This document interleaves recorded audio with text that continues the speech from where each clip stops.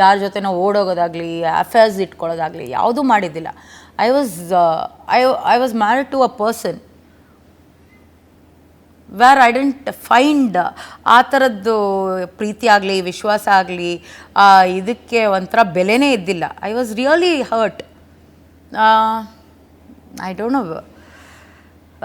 I was married to him and I think Kushi, I was carrying, pregnant idde. He had a non-bailable warrant. He was married 2 years before my marriage. ಅಂದರೆ 2 ವರ್ಷದ ಇದರಲ್ಲಿ ಬಿಟ್ಟಿರೋದು ಅನ್ಸುತ್ತೆ ಅವಳನ್ನ. ನೀವೇ ಎರಡನೇ ಹೆಂಡತಿ?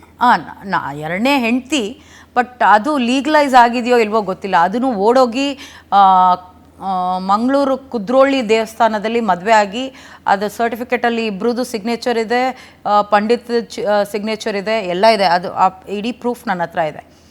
So it was like ತುಂಬ hurt ಆಗಿದೆ. ಏನು ಅಂದರೆ ಏನೂ ತಪ್ಪು ಮಾಡದೆ,